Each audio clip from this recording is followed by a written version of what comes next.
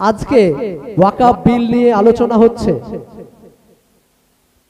এতদিন পর সিদ্দিকুল্লাহ চৌধুরী সাহেবের মনে পড়ছে যে 28 তারিখে আমাকে একটা সভা করতে হবে। কেন আপনি প্রশ্ন করতে পারবেন তো চৌধুরী সাহেব?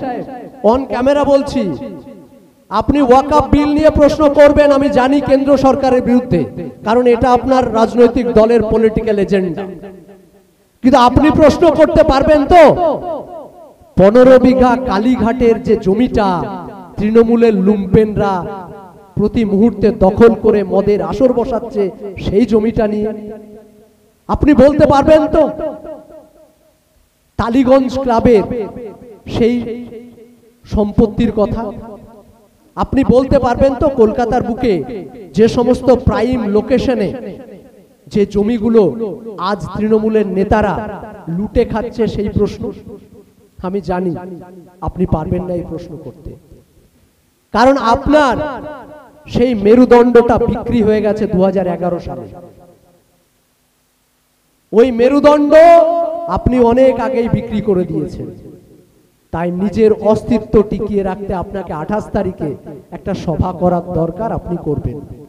কিন্তু আজকে এই মঞ্চে দাঁড়িয়ে বলছি, আমরাও শপথ গ্রহণ করেছি বিকল্প রাজনীতির কথা যেমন একদিকে বলছি, অপরদিকে মানুষের অধিকারের কথা নিয়ে কাল থেকে ধর্মতলায় শুরু করব আমরা নতুন ভাবে লড়াই ওয়াকফ নিয়ে, যেখানে ওয়াকফ বিলের একদিকে যেমন বিরোধিতা হবে, অপরদিকে রাজ্য সরকার যে সমস্ত সম্পত্তি দখল করে রেখেছেন তা নিয়েও প্রশ্ন করব, চোখে চোখ রেখে এই কথা বলবো আমরা, এই বিকল্প রাজনীতির কথা বলবো আমরা। আপনার জ্বালা হবে, আপনার জ্বালা তো হবেই, কারণ আপনি যে লুটে খাচ্ছেন সেই নিয়ে প্রশ্ন করছি তো আমরা, সেই নিয়ে প্রতি মুহূর্তে প্রশ্ন করছে নওশাদ সিদ্দিকী, শামসুল সাহেবরা। আপনাদের কষ্ট হবে। কোন সরকারি স্কিমকে ছোট করা উদ্দেশ্য আমার নয়, কিন্তু আপনি শিক্ষা ব্যবস্থা কেড়ে নিয়েছেন। আজকে যে ছোট ছোট ভাইয়েরা আমার সামনে বসে আছেন তাদের উদ্দেশ্যে আমি বলি, আজকে গ্র্যাজুয়েশন করার পর, মাস্টার্স করার পর এদের কর্মসংস্থানটা কোথায় হবে? এরা চাকরি কোথায় করবে? এসএসসি বন্ধ, পিএসসি বন্ধ। ডাক্তারদের সঙ্গে কনফারেন্স করতে করতে আপনি বলছেন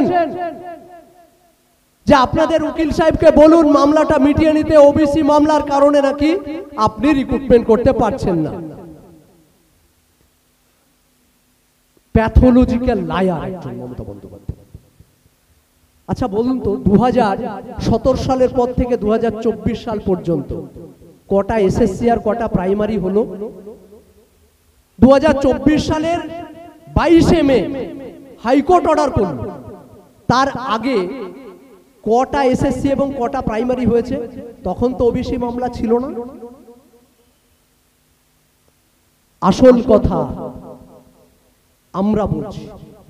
আমরা বলছি যে আপনি আদানি আম্বানিদের সঙ্গে পরিকল্পনা করে সেন্ট্রাল যে সরকার চলছে, পেটুয়া সরকার, যে কর্পোরেট সরকার, সেই সরকারের সঙ্গে ঠান্ডা ঘরে বসে পরিকল্পনা করে সরকারি শিক্ষা ব্যবস্থাটাকে তুলে দিতে চাইছেন। হ্যাঁ, কেন বলছি? আজ থেকে যদি 10 বছর আগের শিক্ষা জগতের চিত্রটা সারা বাংলার আপনারা দেখেন, তাহলে দেখতে পাবেন এখানে যত স্টুডেন্ট আমার ভাইরা বসে আছেন প্রত্যেকে কিন্তু কোনো না কোনো এক সরকারি শিক্ষা প্রতিষ্ঠান থেকে পড়াশোনা করেছেন। কিন্তু আজকে সরকারি শিক্ষা প্রতিষ্ঠানগুলোর দিকে তাকিয়ে দেখুন, প্রথমে শিক্ষকদের হাত থেকে ছড়িটা কেড়ে নেওয়া হলো, মানে শাসনটা কেড়ে নেওয়া হলো। তারপর স্কুলগুলোকে সুকৌশলে বন্ধ করে বেসরকারীকরণের দিকে নিয়ে যাওয়ার জন্য সরকারি শিক্ষা প্রতিষ্ঠানের শিক্ষক নিয়োগগুলোকে বন্ধ করে দেওয়া হলো। তাহলে কি হবে? একটা ক্রাইসিস তৈরি হবে। এই ক্রাইসিসের ফলে কি হবে?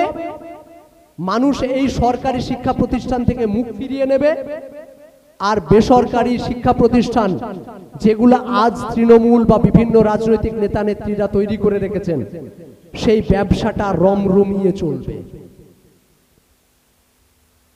2022 সালে বিকাশ ভবন একটা নোটিফিকেশন জারি করেছিল যে 169টা স্কুল যাদের সঙ্গে আদানি গোষ্ঠীর কথা হয়েছে তারা এই স্কুলগুলো লিজ দেবে। এই স্কুলগুলো কোন স্কুলগুলো? দেখবেন প্রতিটা শহরে একদম প্রাইম লোকেশনে সরকারি স্কুলগুলো প্রায় বন্ধ। কেন বন্ধ? না তো কলকাতা বা পৌরসভার বুকে একদম সেন্ট্রাল জায়গায় যারা থাকে তারা সচরাচর শিক্ষিত উচ্চবিত্ত মানুষ, যাদের একটা বা দুটো সন্তান, অর্থনৈতিকভাবে স্বাবলম্বী, স্বাভাবিকভাবে চাই আমার ছেলেটা ভালো স্কুলে পড়াশোনা করুক। তারা বেসরকারি স্কুলটাকে বেছে নিয়েছে।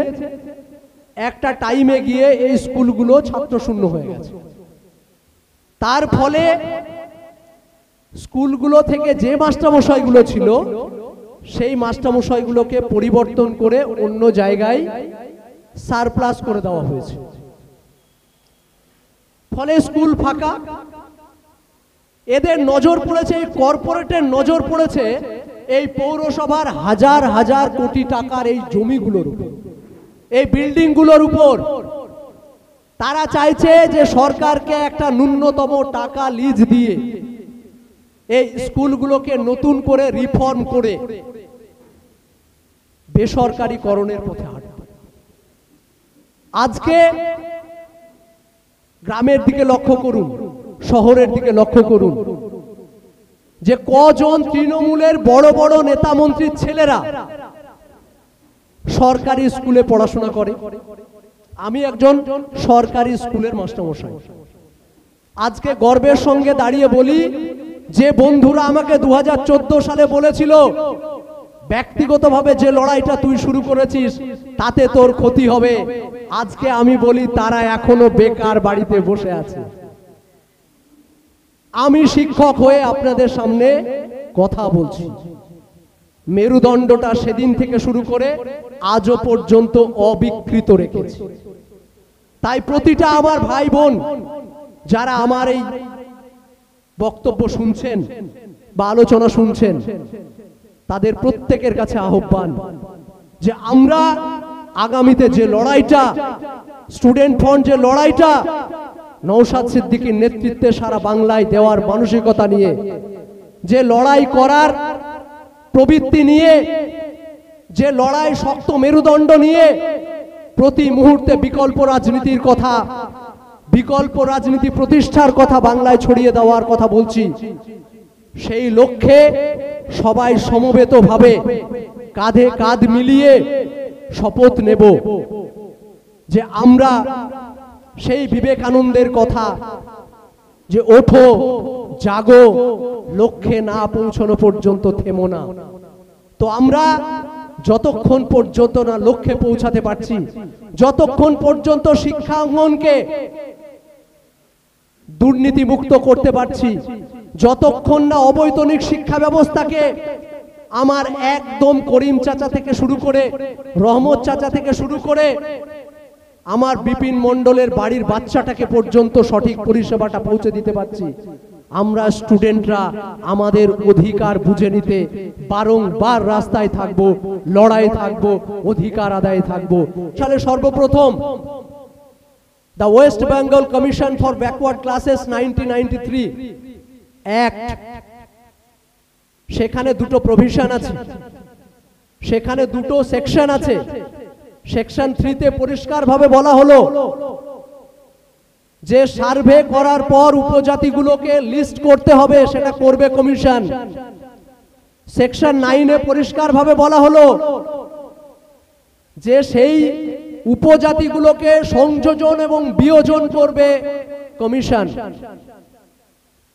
1993 থেকে 2007-08 সাচার কমিটির রিপোর্টের আগে পর্যন্ত শীত ঘুমে চলে গেল সরকার।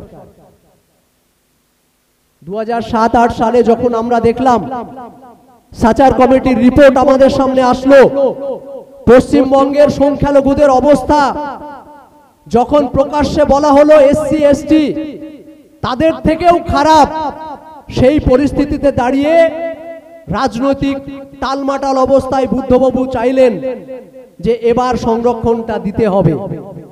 2010 সালে উনি প্রথম সংরক্ষণ দেওয়ার কথা ভাবলেন, উপজাতিগুলোকে সংযুক্তকরণের কথা ভাবলেন। যখন উনি সংযোজন করলেন, তারপর 2011 সালে এসে মমতা বন্দ্যোপাধ্যায় আসার পর 2012-তে তিনি আবার নতুন করে আইন আনার চেষ্টা করলেন। অলরেডি ভারতবর্ষের আমাদের সংবিধান 340 নম্বর ধারায় বলা আছে, অলরেডি সুপ্রিম কোর্টের জাজমেন্ট ছিল ইন্দিরা সাহানি অর্ডার। তারপরে ব্যাকওয়ার্ড ক্লাস কমিশন তৈরি হয়েছে 1993 সালে, যার নির্দিষ্ট আইন আছে। তা সত্ত্বেও উনি চলে গেলেন আইন তৈরি করতে। আসল উদ্দেশ্যটা ছিল, যখন 2010 সালে এই নতুন ভাবে সংযোজন করার কথা ভাবা হচ্ছে, তখন মমতা বন্দ্যোপাধ্যায় ঠান্ডা ঘরে বসে রাজনাথ সিং এর সঙ্গে আলোচনা করে আরএসএস কে দিয়ে হাইকোর্টে মামলা করে রাখছেন। দীর্ঘ 2011 থেকে শুরু করে 24 সাল পর্যন্ত, 22শে মে 2024 পর্যন্ত 13 বছর সময় মমতা বন্দ্যোপাধ্যায় চালিয়েছেন। মমতা বন্দ্যোপাধ্যায়ের নেতৃত্বে কমিশন চলেছে।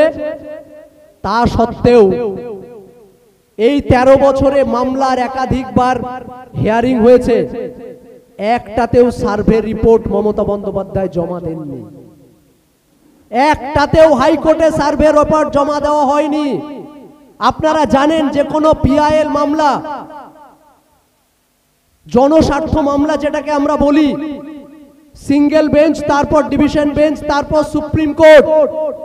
রাজ্যে প্রথমত সিঙ্গেল বেঞ্চ হয়েছিল, সেই মামলা হেরেছে।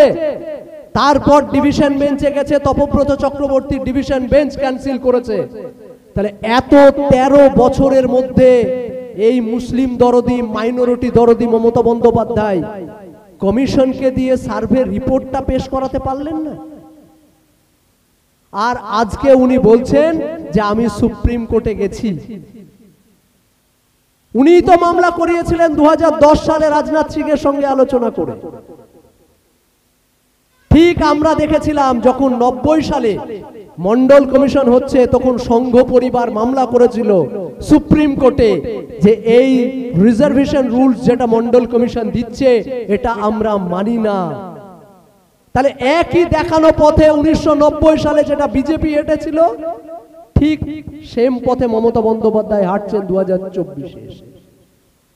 আর আপনি আমাদেরকে দেখাচ্ছেন যে আমরা বিকল্প রাজনীতির কথা বলছি, তাই আপনাদের জ্বালা হচ্ছে নওশাদ সিদ্দিকীকে নিয়ে, তাই জ্বালা হচ্ছে স্টুডেন্ট ফ্রন্টকে নিয়ে, তাই জ্বালা হচ্ছে শামসুল সাহেবদের মতো নেতৃত্বদের নিয়ে, যারা প্রতিদিন সারা পশ্চিমবঙ্গের মাটিতে বিকল্প রাজনীতির কথা চোখে চোখ রেখে দাঁড়িয়ে করছেন। প্রতিদিন মানুষের অধিকারের কথা দাঁড়িয়ে বলছেন। কারণ আপনারা তো পেট ডগ চান। আপনারা চান সিদ্দিকুল্লাহ চৌধুরীদের মতো নেতৃত্বকে, যারা প্রশ্ন করবেন না।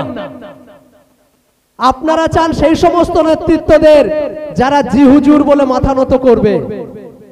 কিন্তু আপনি বুঝে গেছেন নওশাদ সিদ্দিকী জি হুজুর বলার মানুষ নয়। আপনি বুঝে গেছেন যে নওশাদ সিদ্দিকী আপনার কথায় ওঠা বসা করার মতো মানসিকতা নিয়ে রাজনীতিতে আসেননি।